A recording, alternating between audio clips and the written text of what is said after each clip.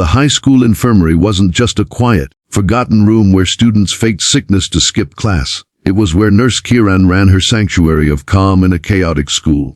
Tall and poised, with a soft voice and warm demeanor, she was the only adult some troubled students could confide in. Her gentle hands had soothed bruised knees, and her patient words had talked many teenagers off emotional cliffs. But kindness, in a broken system, was often mistaken for weakness. And for a group of arrogant bullies who ruled the hallways like warlords, Nurse Kiran was simply the schoolmaid, someone they could insult, ignore, or even harass without consequence. The leader of the pack was Rehan, the principal's nephew, whose father funded half the school's facilities. His gang of followers, Arif, Daniel, and Samir, were feared not for their brains or strength, but for the way they got away with everything. Vandalizing lockers, spreading cruel rumors, humiliating juniors, all brushed under the carpet with a grin and a donation. But Kiran saw through them. She never reacted with fear, only with stern eyes and silence, and that silence infuriated Rehan. One Friday afternoon, with most teachers at a staff meeting, Rehan burst into the infirmary with his gang, pretending to need painkillers. Kiran looked up calmly from her paperwork. "You again. What is it this time, Rehan?" she said, standing. "We were wrestling. He got hurt," Arif said with a smirk, pointing to a non-existent injury on Rehan's arm. "That's not a medical emergency. Go to class," she said, walking toward the door. But that was the moment Rehan snapped. He grabbed a glass jar of cotton swabs from the counter and hurled it to the ground. It shattered. "Oops," he said, mockingly. "Now it's an emergency." Kiran's heart pounded, but she refused to flinch. "Pick that up," she said firmly. Laughter echoed behind her. Samir kicked a metal chair, flipping it over. Arif threw files off the desk. She reached for the phone to call security, but Rehan stepped in, shoving her backward. "You don't give orders here, lady," he hissed. She stumbled, losing balance, and hit the floor hard. Her elbow scraped. Pain shot through her side. The room spun for a second. "Oh look, we broke the nurse!" Arif shouted, roaring with laughter. But as Kiran lay there, something ancient and fierce stirred in her. Her father, a martial arts instructor, used to say, "Stillness is not weakness, it's preparation." She saw the broken wooden chair beside her, its legs splintered but still long and sharp.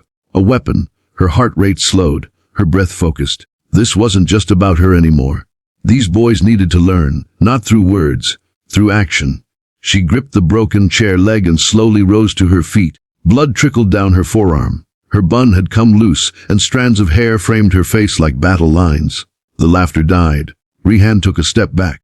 "Whoa, what the hell do you think you're doing?" Kiran didn't speak. Her eyes locked on his like twin daggers. And then she lunged.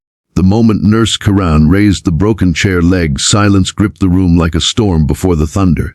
Rehan's smirk vanished. She didn't swing wildly. She advanced like someone who knew exactly what she was doing. "Step away," she said, voice low but heavy with command.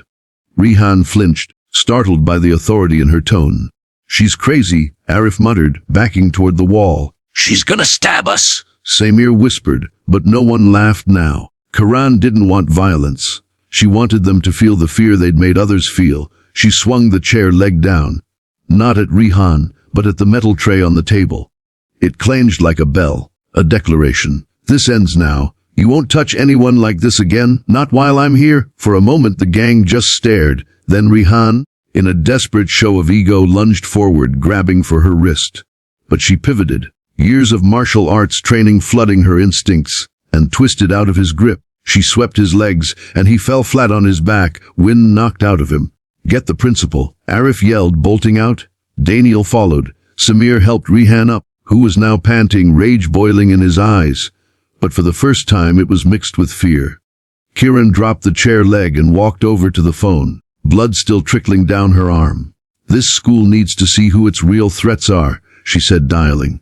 Within minutes, the halls buzzed with noise. Word had spread like wildfire. "The nurse beat up Rehan! There was a weapon! She flipped him like a movie stunt!" Students peeked through doors. Phones started recording. By the time Principal Farouk rushed in, flanked by 2 security guards, the infirmary was a crowd of broken furniture, spilled supplies, and one very defiant nurse. "What happened here?"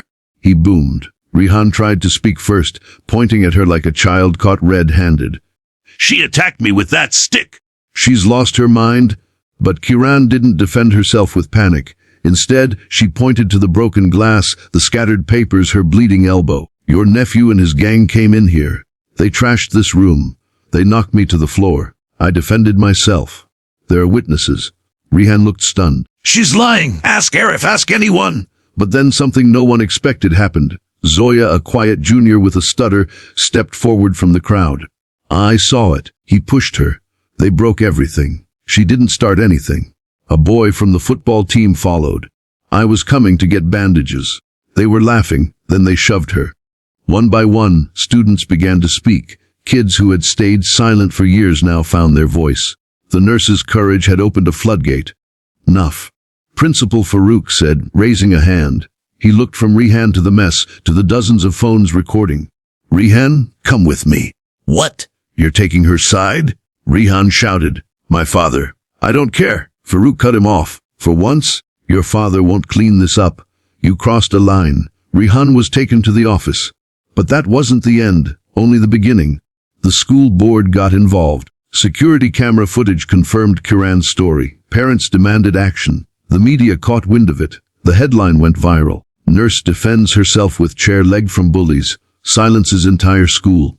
Kiran was temporarily suspended during the investigation, but when she returned 2 weeks later, the entire school stood at the entrance clapping. Flowers filled her office. Students she had treated in silence now greeted her with pride. Zoya hugged her with tears in her eyes. You made us feel safe again, she whispered. Principal Farouk personally apologized for ignoring past complaints and implemented a new student safety board led by Kiran herself. Rihan and his gang were expelled. Their parents threatened lawsuits, but the footage was airtight and public opinion wasn't on their side. Weeks later, during a school-wide assembly, Kiran was invited to speak. She stood at the center of the auditorium, the place where bullies once ruled. I didn't raise a chair leg for revenge, she said, voice steady. I did it because too many of you suffer in silence. Too many are afraid to speak. Let this be your reminder. Silence is not weakness. Strength doesn't always roar. Sometimes it stands up, bleeding, hurting, but still standing.